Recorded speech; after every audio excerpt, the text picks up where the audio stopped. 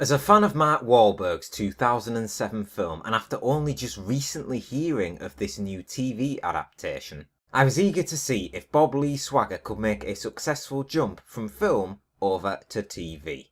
Now, I understand this is supposed to be a limited series, which, if true, makes sense. I could see the film's story being told over the course of one season maybe, but beyond that you would just be stretching it too much, or going on to telling or creating new stories. Either way, the premiere is here, so how was it? Thus far, it was alright. It was good, yeah. If you've seen the film already, the show hasn't broken any new ground so far, but I mean, it had to start off the way it did. The betrayal and setup arc is the start of the whole story. Ryan Phillippe is Bob Lee Swagger, a decorated war hero and one of the deadliest snipers to ever walk the planet. He's served his time and has now happily settled down with his wife and daughter. But when the president received a serious threat from a sniper Swagger knows all too well about, he is persuaded back for his country and for some added payback. Colonel Isaac Johnson was the man to deliver the message. Omar Epps takes the role Danny Glover played in the film, only this time Johnson was Swagger's officer whilst he was enrolled. They have a history together and therefore he has all the more reason to trust him and his word. Big mistake though. Johnson's right-hand man looks like a clear bad guy anyway, and all the workup and analysis Swagger was doing only worked further to deepen the hole that he was digging.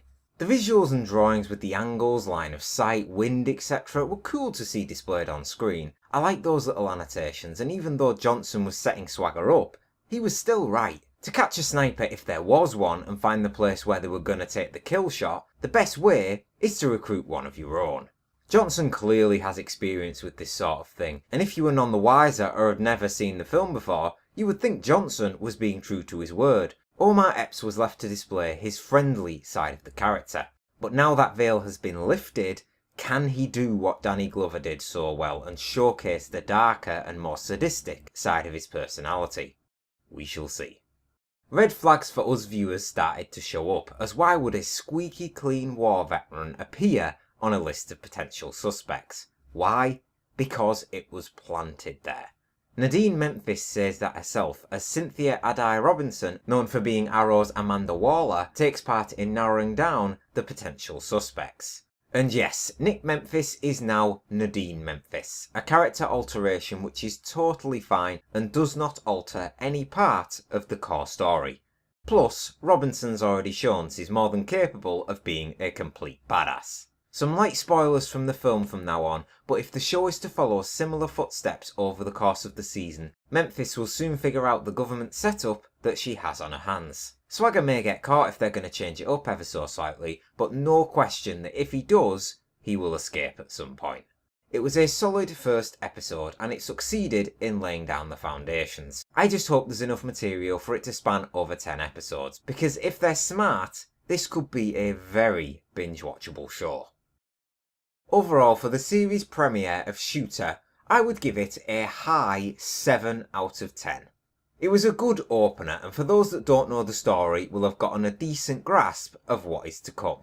Ryan Phillippe fits the role, and Robinson is more than enough capable of transforming Nadine Memphis. My only worry is the depth of the main villain. Johnson was hiding his true intentions in the first episode, of course, but I don't know, maybe it's just me, I just can't see a commanding villain vibe coming off him. I hope I'm wrong, but we'll have to wait and see how things turn out. Again, the show hasn't broken any new ground so far, and I expected this first episode to end with the assassination as it did. Now, if they intend to follow a similar plot to the film, it will actually be the Ukrainian president that bit the bullet, not the president of the United States.